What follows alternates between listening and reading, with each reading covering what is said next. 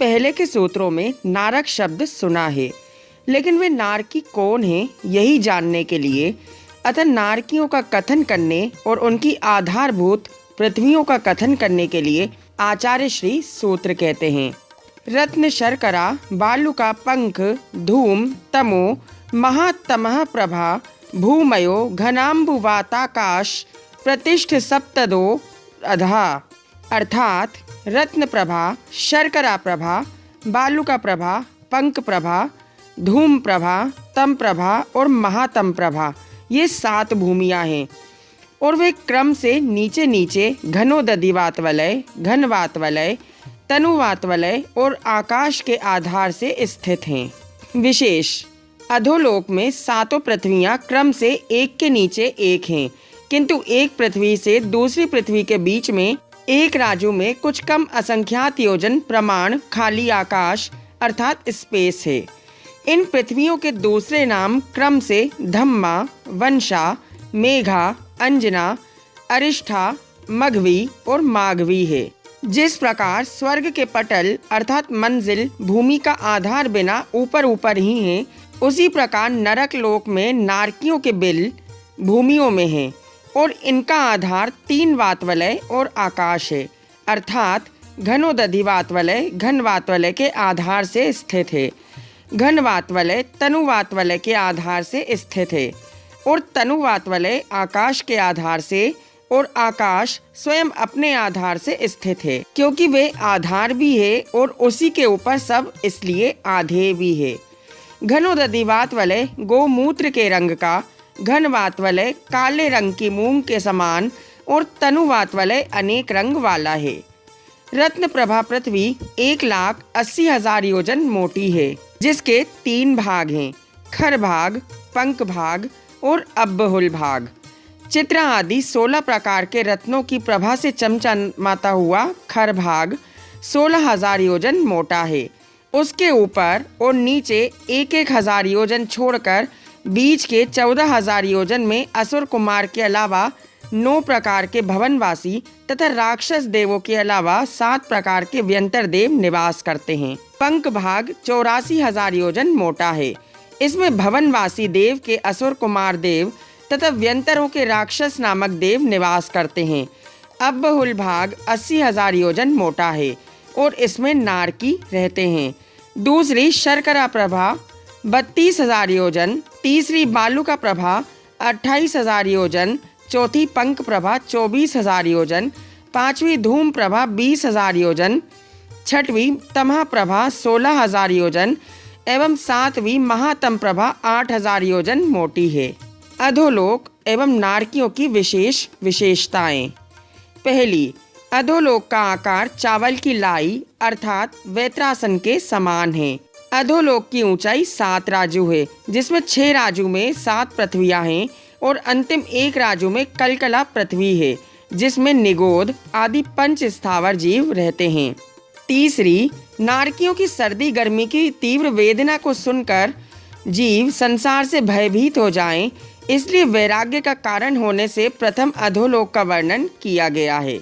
सप्तम पृथ्वी के बहुमध्य भाग में बिल हैं और बाकी की बची हुई 5 पृथ्वियों एवं प्रथम पृथ्वी के अब्बहुल भाग तक नीचे व ऊपर 1,000 योजन छोड़कर पटलों में क्रम से बिल पाए जाते हैं।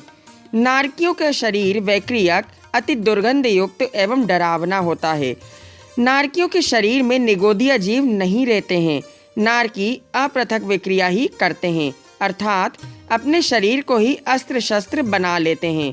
प्रथम भूमि में 13, फिर आगे आगे क्रम से 11, 9, 7, 5, 3 और 1 पटल हैं, अर्थात कुल 49 पटल हैं। पाप कर्मों के फल स्वरूप अनेक प्रकार के असहनीय दुख को भोगने वाले जीव नारकी कहलाते हैं और उनकी गति को नरक गति कहते हैं।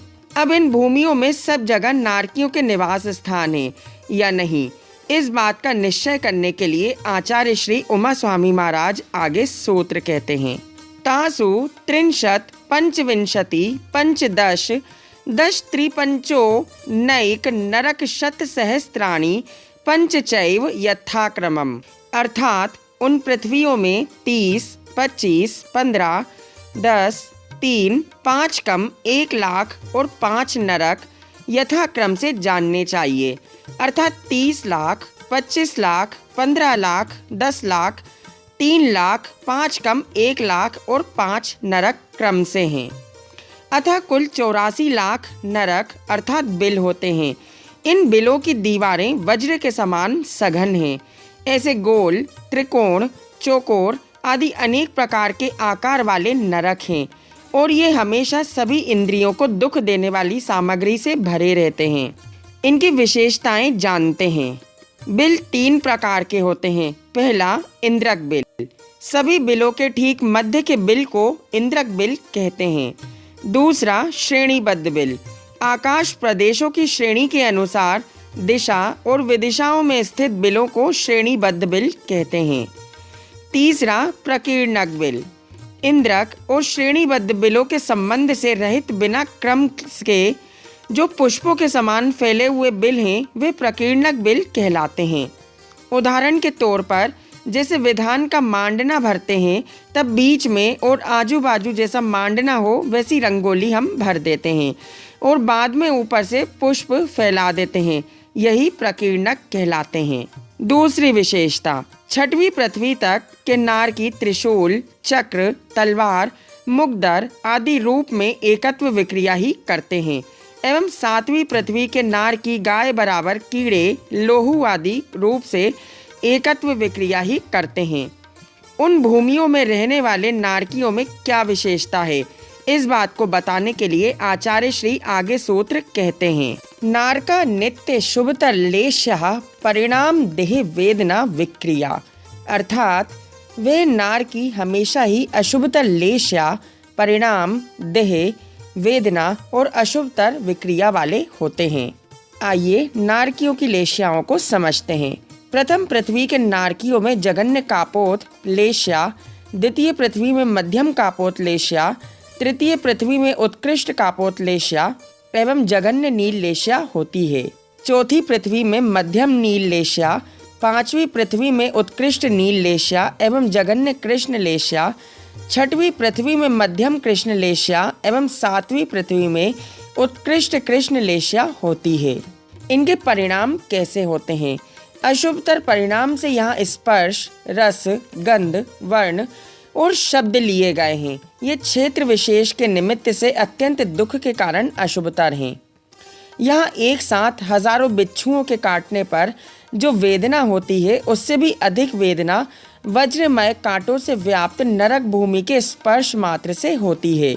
जीवा के द्वारा जिस किसी पदार्थ को चखते हैं वही सर्वथा बेस्वाद हो जाता है। सुअर, कुत्ता, बकरी, हाथी, भैंस आदि के सड़े हुए शरीर की गंध से अनंत गुनी दुर्गंध वाली मिट्टी नरकों में होती है। प्रथम पृथ्वी की मिट्टी की दुर्गंध से यहाँ पर एक कोस के भीतर स्थित जीव मर सकते हैं। इसके आगे दूसरी आदि पृथ्वियों में इसकी घातक शक्ति आधा आधा कोस भी बढ़ जाती है। नारकियों की आंखें जो कुछ देखती हैं वे सब अनिष्ट ही होता है। कानों के द्वारा सुने गए स्वर भी अत्यंत कर्णकटु और बुरे होते हैं। इनकी देह कैसी होती है? उनके शरीर अशुभ नाम कर्म के उदय से हुंडक संस्थान अर्थात बेडोल वाले विवत्स होते हैं। यद्यपि इनका शरीर वैक्रियक है फिर भी उसमें मल, मूत्र, पीप, रक्त, मज्जा, अस्थि, चर्म, मांस, केश आदि विवत्स सामग्री रहती हैं, इसलिए उनकी देह अति अशुभतर है। नारकियों की वेदना कैसी होती है? अभ्यंतर असाता वेदनीय के उदय से सर्दी गर्मी की वेदना बाह्य तीव्र वेदनाएं होती हैं। नरकों में इतनी गर्मी होती है कि यदि हिमालय बराबर तांबे का गोला उसमें डाल दिया जाए तो वह क्षण मात्र में गल जाएगा और यदि वहीं पिघला हुआ तांबा शीत नरकों में डाल दिया जाए तो वह क्षण मात्र में जम जाएगा। आदि 4 पृथ्वियों में उष्ण वेदना, 5वीं पृथ्वी के 2 लाख बिलों में उष्ण वेदना तथा शेष में सर्दी की वेदना है। 6वीं और 7वीं पृथ्वी में सर्दी की वेदना ही है। तात्पर्य ये है कि 82 लाख बिल गर्म हैं और 2 लाख बिल ठंडे हैं। भूख प्यास की वेदना। नारकियों को भूख इतनी लगती है कि वे 3 लोक का अनाज खा ले तो भी भूख ना मिटे तथा प्यास इतनी लगती है कि सारे समुद्रों का पानी भी पी लें तो भी उनकी प्यास न बुझे, किंतु वह वहाँ की दुर्गंधित मिट्टी ही खाते हैं एवं अत्यंत तीक्ष्ण खारा गर्म वैतरणी नदी का पानी पीते हैं।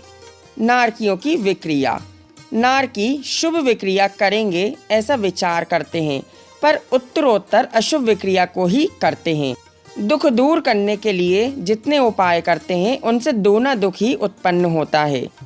विशेष नारकियों में क्षेत्र संबंधी दुख, मानसिक दुख, शारीरिक दुख, असुरकृत दुख, एक दूसरे के द्वारा उत्पन्न किए गए दुख, रोग संबंधी दुख तथा भूख प्यास संबंधी दुख होते हैं।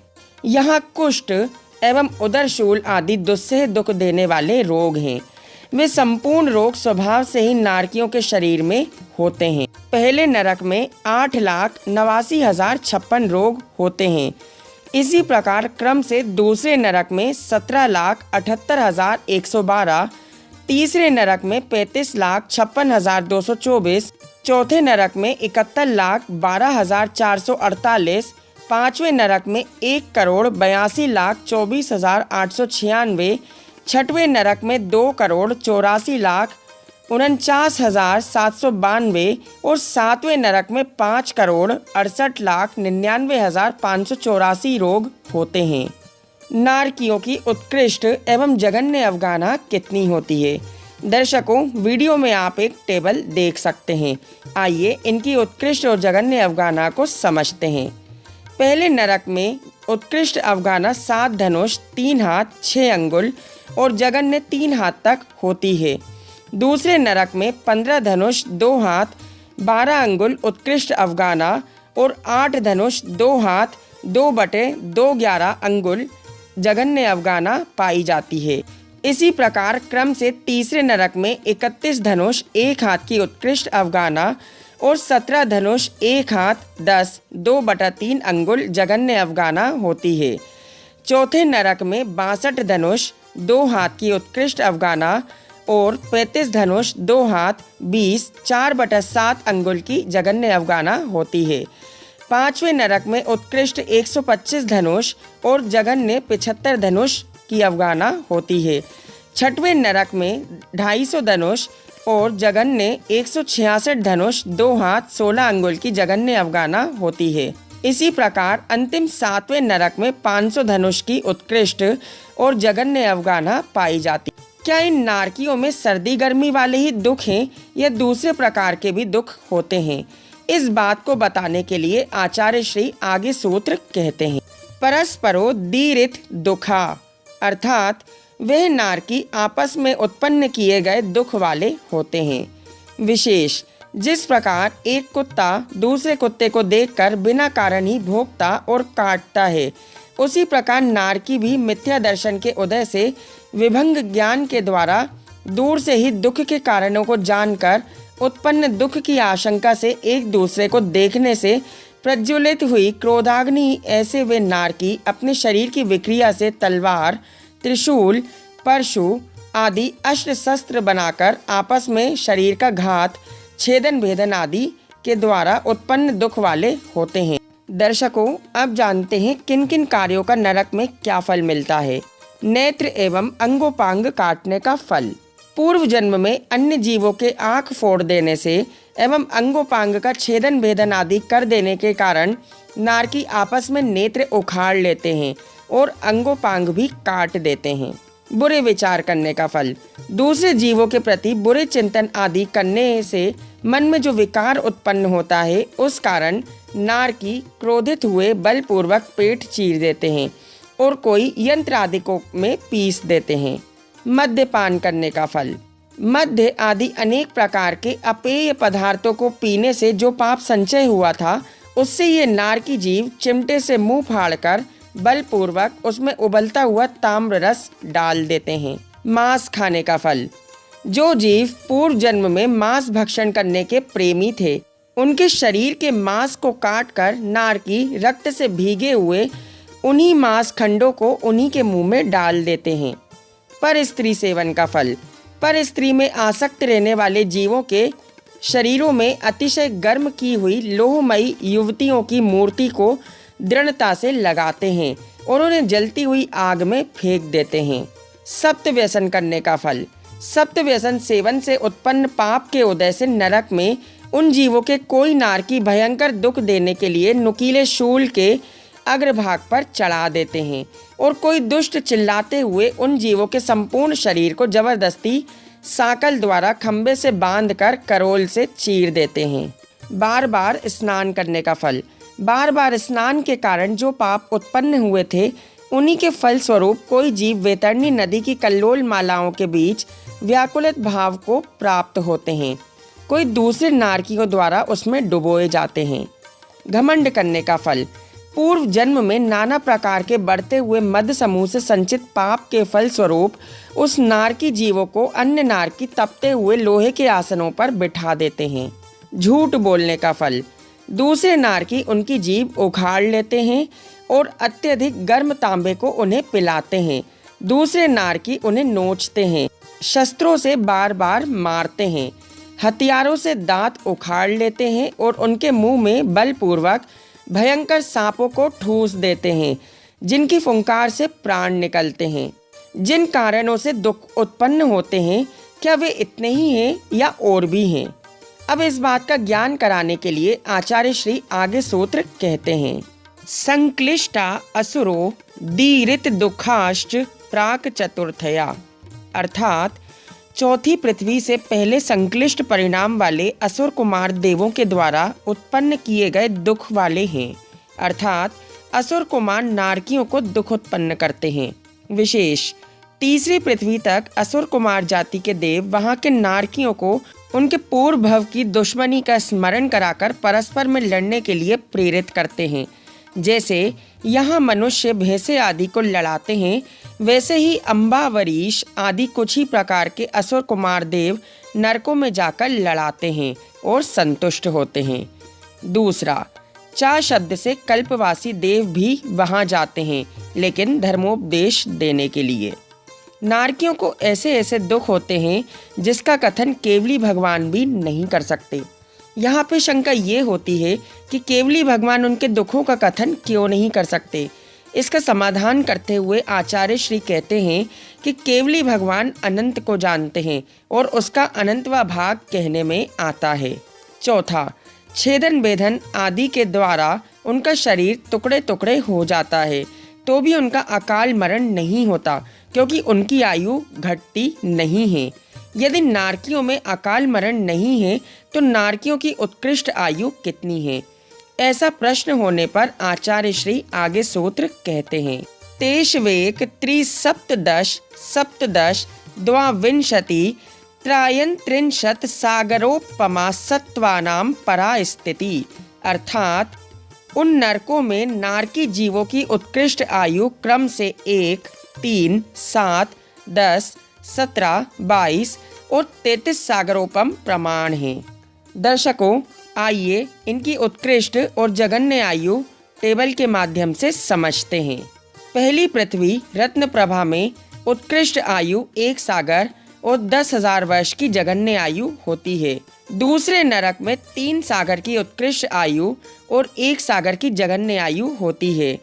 इसी प्रकार क्रम से तीसरी नरक में 7 सागर की उत्कृष्ट और 3 सागर की जघन्य आयु होती है। चौथे नरक में 10 सागर की उत्कृष्ट आयु और 7 सागर की जघन्य आयु होती है। पांचवें नरक में 17 सागर की उत्कृष्ट और 10 सागर की जघन्य आयु होती है। इसी प्रकार छठवें नरक में 22 सागर की उत्कृष्ट आयु और 17 सागर की जघन्य आयु होती है। सातवें नरक में 33 सागर की उत्कृष्ट और 22 सागर तक की जघन्य आयु होती है।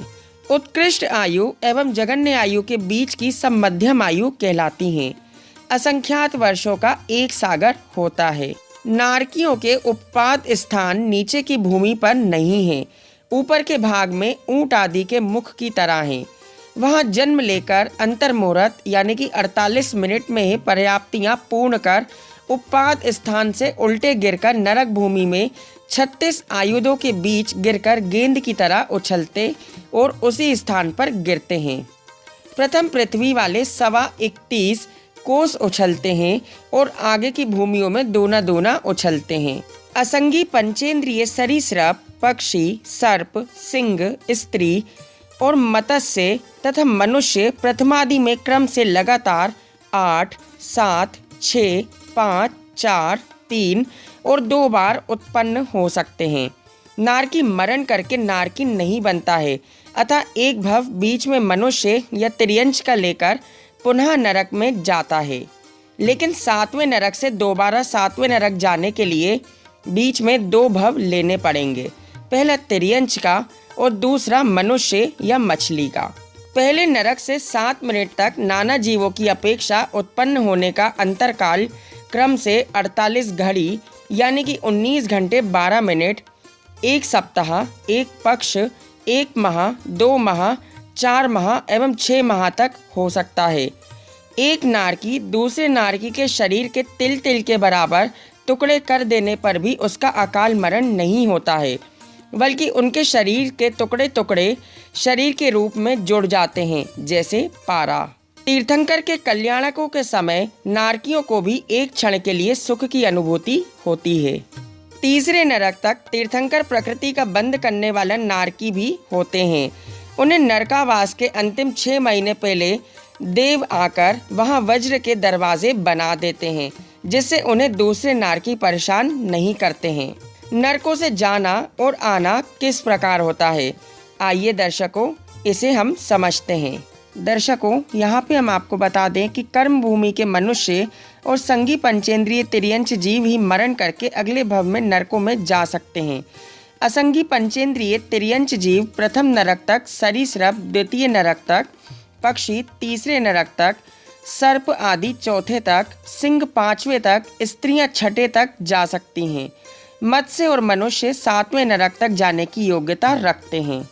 नरक से निकलकर कोई भी जीव अगले भव में चक्रवर्ती, बलभद्र, नारायण और प्रतिनारायण नहीं हो सकता। प्रथम 3 नरकों से निकले जीव तीर्थंकर हो सकते हैं।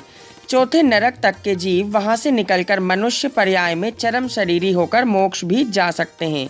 5वें नरक तक के जीव संयमी मुनि हो सकते हैं। 6ठे नरक तक के जीव देशव्रती हो सकते हैं और 7वें नरक से निकले जीव कदाचित सम्यक्त को ग्रहण कर सकते हैं, मगर ये नियम से पंचेंद्रिय पर्याप्त तक संगी तिर्यंच ही होते हैं, मनुष्य नहीं हो सकते हैं। नारकियों का अवधि ज्ञान उत्कृष्ट क्षेत्र एवं काल किस प्रकार है, आइए ये भी जानते हैं। पहले नरक में अवधि ज्ञान का क्षेत्र 1 योजन तक होता है। दूसरे नरक से इसके आधे आधे कोस की कमी होती जाती है, जैसे दूसरे नरक में 3, तीसरे में 3 कोस आदि। 7वें नरक में यह प्रमाण 1 कोस तक रह जाता है। इसका उत्कृष्ट काल पहले नरक में 1 समय कम मुहूर्त का रहता है और दूसरे से 7वें नरक तक ये अंतर मुहूर्त का उत्कृष्ट काल रह जाता है।